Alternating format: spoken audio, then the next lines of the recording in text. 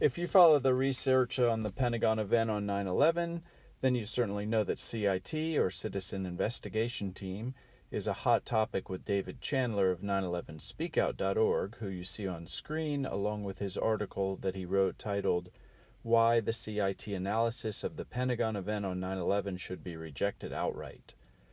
This is the second video in a series addressing the mistakes, inaccuracies, and flat-out misinformation that he treats his readers and viewers to. Since its release, Chandler has called it a slimy hit piece. It was expected he'd have issues, but a month later it's still the only criticism he can come up with. So what those issues are and if they fit the definition is still unknown. Chandler, as you can probably get from the title of the article, does not think very highly of CIT and the evidence that they've presented. Almost since their inception, Chandler has aimed his critique of CIT mainly at Aldo Marquis and Craig Ranke, who you see on screen, and make up the core of CIT. Chandler's always taken issue with their witnesses, like Albert Hemphill and Terry Morin, but the target was always CIT, never the witnesses. That certainly changed with this article, though, as Chandler took aim at another one of CIT's witnesses, Sergeant William Lagasse, a Pentagon police officer who was on duty on 9/11 and at the Citgo gas station at the time.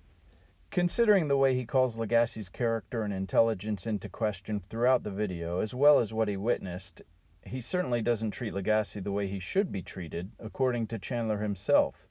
This quote comes from a video that Chandler released called "The Pentagon Plane Puzzle." The Pentagon witnesses deserve the same respect we give to the World Trade Center witnesses. Later on in this video, we'll go into more detail on how Chandler doesn't follow his own axiom. Chandler often refers to Lagasse as CIT's star witness, yet neglects to mention the 13 other eyewitnesses CIT interviewed, as well as several others in and around Arlington, Virginia, who corroborate Lagasse's version. For those who don't know, this led CIT to conclude that the plane did not hit the Pentagon but flew over. In any event, CIT hasn't released any new evidence in over a decade, but dozens of additional witnesses to the North Path have been uncovered that Chandler refuses to even recognize. With all these corroborating witnesses, let's look at something else Chandler said in the Pentagon plane puzzle. When an event is seen by multiple witnesses, the most accurate comprehension of that event is known to be found by examining the totality of collective descriptions and identifying the common threads and recurring words that the varying testimonies share. It's uncertain as to why Chandler doesn't think that that should apply to the list of eyewitnesses that has grown to over 60 people. But let's move on and pick up where we left off in the first video, with Chandler claiming that Lagasse literally hallucinated and saw the plane spin around 90 degrees in less than half of a second. Why concoct such an unbelievable scenario? Well, Chandler spent the better part of the first 10 minutes trying to prove that Lagasse confused starboard and port. How did he do that? Well, he starts off by saying that Lagasse testified to a number of things which are completely untrue. Chandler claims that Lagasse testifies to seeing the light poles knocked down, seeing the right engine engage with the generator trailer, seeing the plane enter in the building, seeing airplane parts and wreckage inside the building, and being angry about truthers. Well, the first one is not true. He only saw them afterwards. The second one is also untrue, and he stated as much in his email to Dick Eastman. Let's have a look at that again. Lagasse wrote to Eastman in the same email that Chandler references in his video, "How and where the trailer was struck, I can't speak of because Route 27 blocked my view." Even though this has been pointed out to Chandler several times, he still repeats it as fact.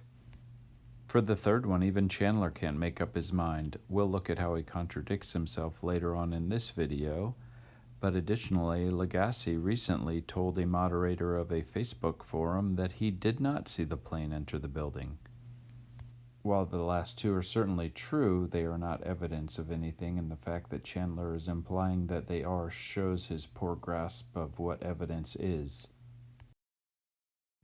Chandler also puts in considerable effort into trying to prove that Lagasse confused starboard and port, and suddenly goes so far as to say that he did just that, but he does so using a fallacy of false premise. It's almost too convoluted to explain, but we'll try to do so through an analogy. Chandler begins with the premise that the plane flew south of Citgo, then Sergeant Lagasse must have confused starboard and port.